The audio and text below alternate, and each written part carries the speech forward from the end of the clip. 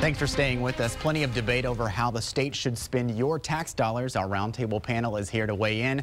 Bob Garrett joins us from the Dallas Morning News. Brandy Grissom is with the Texas Tribune. And we have Ben Ware from the Austin American-Statesman. Welcome, everyone. Hello. Hello. Hi. So we've got money out there on the table. What's going to happen with transportation? And I know that there hasn't been a lot of talk about that since we've been hearing everything about water and guns and whatever else is going on.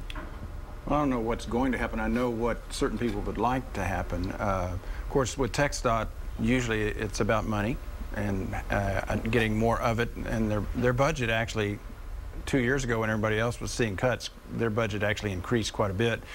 TxDOT in its legislative request wanted $2 or $3 billion more. Their executive director's been out there saying he really needs to spend like $4 billion more than per year. So $8 billion than the legislature wants to get him. So it's the question of how do you get that money? The Senate Transportation Chairman would like to take the 6 1/4 sales tax we all pay on cars, which currently just goes to general government. He'd like to pass a law that would eventually, over a few years, redirect that money to transportation.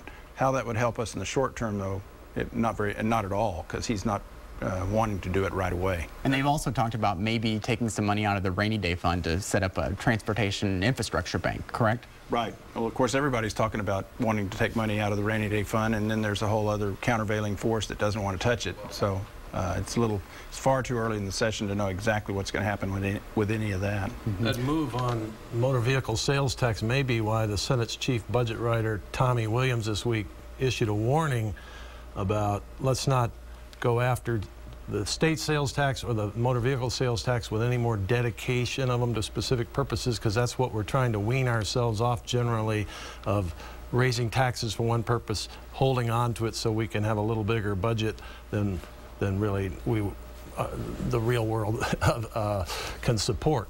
And that game, Senator Watson has been leading the charge to stop that hoarding of dedicated tax money. So, of course, Nichols would argue that it's going to a purpose right now for which it wasn't intended. He's saying it's a tax on motor vehicles that ought to go to transportation. So that's Senator Bob Nichols from East Texas, the Transportation Committee chair, yeah. And when we keep hearing about transportation, there's other infrastructure needs as well, and especially with criminal justice. I know that there was the Texas Criminal Justice Coalition that said if we don't do things like, I guess, put more money into treatment programs, that we're going to exceed our prisons by, what, 2014? Right. That is the estimate, is that by 2014, we will have overrun our capacity in our prisons if some more reforms don't take place.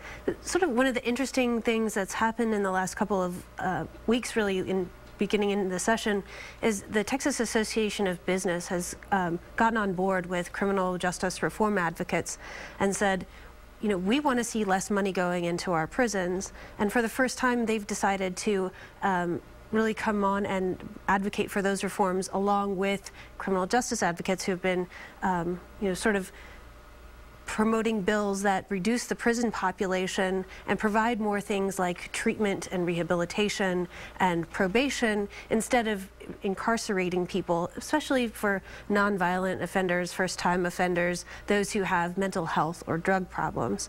And so as a result of those reforms, up to now, we have actually seen a decrease in the population in our prisons from more than 153,000 for a number of years to now we have just over 151,000 prisoners across the state in Texas, which is really sort of remarkable in Texas, where we've seen the number of prisons grow exponentially.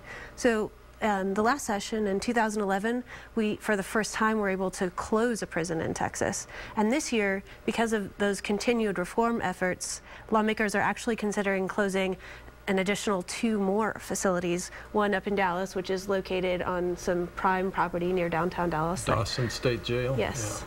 Yeah. And there's also been some safety concerns there. Folks have been concerned about health conditions that are existing there and whether or not the staff there is responding appropriately to provide the medical care the inmates there need. And then, you know, there's debate about which other one might potentially be closed. So I think the business community for certain is looking to see where they can find not only savings to the taxpayers by closing some of these prison facilities and reducing the population, but also hoping maybe even to find some more employees by changing laws that restrict the kinds of licenses, like driver's licenses and commercial types of occupational licenses that inmates can get after they get out of prison. So hopefully have more employees to work in their businesses later. So a lot of what we're hearing right now, though, it doesn't seem to be in the conversation of this right here. It seems like gun control has really taken over this week. A lot of legislation about guns on campus, guns at schools, things like that. Is this really taking away from all of these other things we are supposed to be talking about? Sucking up some of the oxygen. Right. I thought it was interesting because most of this is playing to the Republican base in Texas, that Obama and Dianne Feinstein are after your guns. But we've had some interesting things this week. This proposal, I think it's called the Texas School Security Act, kind of a bipartisan approach to raise some money to help the schools that want to do more arming of personnel, is now under attack from conservative fiscal hawks groups, anti-tax groups, saying, no, they're creating more taxes. We're against that. So you're getting some interesting little developments. Mm-hmm.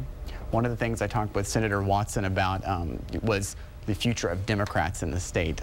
He didn't really say that he was looking at a statewide office, but we talked about Wendy Davis, maybe Julian Castro. Do you think the Democrats really have a shot at a statewide office next election?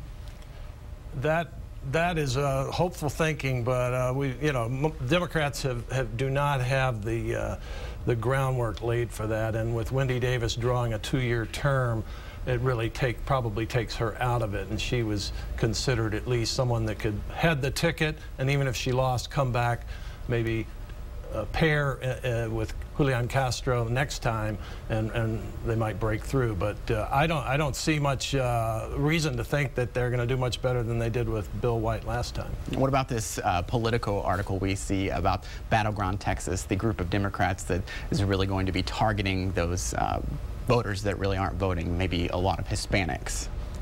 Well, there's a new group, Battleground Texas. There's a couple other groups, but we've seen these groups before, funded by the late Dallas trial lawyer Fred Barron and other groups. And a lot of people are looking at that cynically as political consultants sort of lining their own pockets. We'll see. There certainly are demographic trends to be tapped at some point, and they'll need to recruit legislative candidates and stuff. But so far, there's a lot of skepticism. They've got a lot of ground to make up. I believe Romney got 57%, 56% in the state. 17 points, wasn't it? Yeah, I mean, so that's a lot of ground to make up with get out the vote.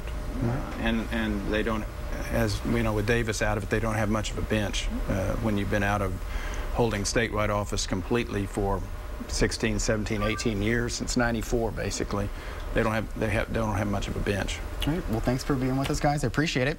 And remember, the place to stay all session long is KXAN.com. You can follow all of our complete in-depth coverage. There you'll find our guide on how an idea becomes law, the list of the major players in the state government, and my blog from inside the Capitol. It's all in our legislature section. And of course, we want to hear from you as the session continues. Email me your thoughts and questions at josh.hinkle@kxan.com, or you can find me on Twitter at HinkleJ. Your news and weather update is next. Stay tuned.